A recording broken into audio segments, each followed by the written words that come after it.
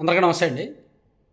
ఈ graduates MLC ఎన్నికలు గానీ, టీచర్స్ ఎమ్మెల్సీ ఎన్నికలు గానీ చాలా ఆసక్తిగా జరుగుతాయి. చాలా ఇంట్రెస్టింగ్ పాయింట్లుంటాయి దీనిలో. సామాన్యులు కూడా శాసన మండలికి వెళ్ళొచ్చు. ప్రజాగళాన్ని వినిపించొచ్చు. కాపోతే కాలక్రమేణా రాజకీయ పార్టీలు వీటిల్లోకి తలదూర్చి పూర్తిగా కమర్షియల్‌గా మార్చేసాయి గానీ, లేకపోతే సామాన్యులు చట్టసభల్లో గళం విప్పించే అవకాశం అనమాట. టీచర్స్ అండ్ గ్రాడ్యుయేట్స్ ఎమ్మెల్సీ ఎన్నికలు. సో మొన్న 2023లో జరిగిన ఎన్నికలు చూసాం. ఎంత రాజకీయం తలదూర్చిందో దానిలో. అధికార దర్పం, ప్రతిపక్షం, విపరీతమైన రాజకీయం, కమర్షియాలిటీ, డబ్బులు పంపిణీలు అన్నీ తలదూర్చాయి. కానీ ఈ ఉభయ గోదావరి జిల్లాల టీచర్స్ ఎమ్మెల్సీ ఎన్నికల్లో మాత్రం తాజాగా ఉప ఎన్నిక జరిగింది. ఎందుకంటే అక్కడ గతంలో ఎమ్మెల్సీగా ఉన్న షేక్ సాబ్జీ గారు కొన్నాళ్ళ కిందట రోడ్డు ప్రమాదంలో మరణించారు. ఆయన మరణంతో ఆ స్థానం ఖాళీ అయింది. దానికి ఉప ఎన్నిక నిర్వహించారు ఇటీవల. సో ఆ కౌంటింగు ఈరోజు జరిగింది. అందులో ఒక సామాన్య ఉపాధ్యాయుడైన బొర్రా గోపిమూర్తి గారు గెలిచారు. ఎమ్మెల్సీగా ఎన్నికయ్యారు. ఆయన చాలా సాదాసీదా సామాన్యమైన లైఫ్ స్టైల్. ఒక స్కూల్ అసిస్టెంట్గా పనిచేస్తున్నారు ఆయన. 1998 డిఎస్సి ద్వారా ఉపాధ్యాయ వృత్తిలోకి వచ్చి ప్రస్తుతానికి ఆయన ఒక జిల్లా పరిషత్ హై స్కూల్లో స్కూల్ అసిస్టెంట్గా పనిచేస్తున్నారు.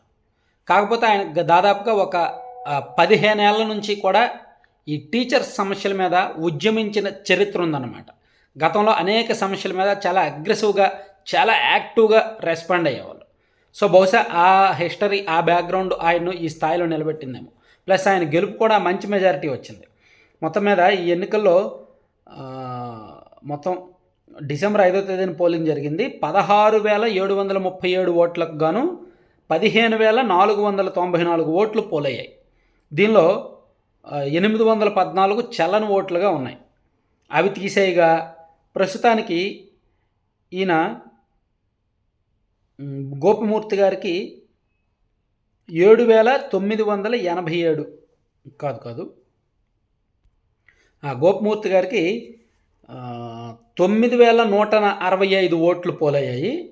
ఆయన సమీప అభ్యర్థిగా ఎస్టీయు బలపరిచిన గంధం నారాయణరావు గారికి 5,259 ఓట్లు పోలయ్యాయి అన్నమాట.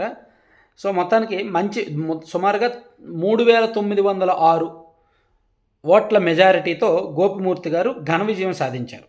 ఇంకా ఈ ఎన్నికల్లో పోటీ చేసిన దీపక్ గారికి, వామన లక్ష్మి, కావల నాగేశ్వరం వీళ్ళందరికీ కూడా నామమాత్రపు ఓట్లే వచ్చాయి. గతంలో షేక్ సాబ్జీ గారికి ఇక్కడ ఆయన 1,503 ఓట్ల మెజార్టీతో గెలిచారు. అప్పట్లో 1,534 ఓట్ల మెజార్టీతో గెలిచారు 2021లో. కానీ ఇప్పుడు జరిగిన ఉప ఎన్నికల్లో గోపిమూర్తి భారీ మెజార్టీతో గెలిచారు. దానికి కారణం ఏంటంటే వీళ్ళకి పీడీఎఫ్ కూడా మద్దతు ఇచ్చింది. ఈ యూటీఎఫ్ వీళ్ళకి, ఈ టీచర్స్ యూనియన్కి పీడీఎఫ్ వాళ్ళు కూడా మద్దతు ఇచ్చారు. పీడీఎఫ్ సంఘం కూడా చాలా యాక్టివ్గా ఉంటుంది. దాంతో ఎస్టీయు ఓడిపోయి ఈ యూటీఎఫ్ గెలిచిందనమాట. సో దీనిలో ఈ గోపిమూర్తి గారి హిస్టరీ సింపుల్గా చూసుకుంటే, పశ్చిమ గోదావరి జిల్లాలోని యలమంచిలి మండలం నార్నిమెరక అనే పంచాయతీలో ఒక చిన్న సాధారణ గమన్లపేట అనే సాధారణ వ్యవసాయ కుటుంబంలో ఈయన గోపిమూర్తి గారు జన్మించారు. ఆ తర్వాత ఆయన ప్రీ స్కూలింగు, హై స్కూలు అంతా కూడా అక్కడే జరిగింది. తర్వాత భీమవరం డిఎన్ఆర్ కాలేజీలో డిగ్రీ చేశారు. ఆ తర్వాత సిఆర్ రెడ్డి కాలేజీలో అనుకుంటా బీఈడీ చేశారు. 1998 డిఎస్సి ద్వారా ఉపాధ్యాయ వృత్తిలోకి ప్రవేశించి ప్రస్తుతానికైనా స్కూల్ అసిస్టెంట్ హోదాలో పనిచేస్తున్నారు. ఆయన దాదాపుగా ఉపాధ్యాయ వృత్తిలోకి వచ్చిన 2-3 ఏళ్ల నుంచే బాగా యాక్టివ్గా ఉండేవాళ్ళు. ఒకనొక సందర్భంలో నేను కూడా పశ్చిమ గోదావరి జిల్లాలోనే పనిచేశాను. ఈనాడులో పనిచేసినప్పుడు కాటమనేని భాస్కర్ గారు అప్పుడు కలెక్టర్గా ఉన్నప్పుడు కొన్ని కామెంట్స్ చేసేవాళ్ళు, అగ్రెసివ్ కామెంట్స్. ఆ టైంలో ఆయన టీచర్స్ని ఒక మాట అన్నాడండి. కదిలే బొమ్మలను కదిలేసేవాళ్ళను ఏదో ఒక చిన్న మాట వదిలేరు అప్పట్లో కాటమనేని భాస్కర్ గారు. ప్రస్తుతానికి ఆయన సిఆర్డీఏ కమిషనర్గా ఉన్నారు. పశ్చిమ గోదావరి జిల్లా కలెక్టర్గా ఉన్నప్పుడు కొన్ని కాంట్రవర్సీస్ జరిగాయి అప్పట్లో. సో అప్పుడు ఆయన ఒక పదం వదిలేసరికి దాని మీద టీచర్స్ అందరూ కూడా బగ్గుమన్నారు. కలెక్టర్ గారి మీదకే రివర్స్ అయ్యారు. కలెక్టరేట్ దగ్గరే ఆందోళనలో ధర్నాకు పిలుపునిచ్చారు.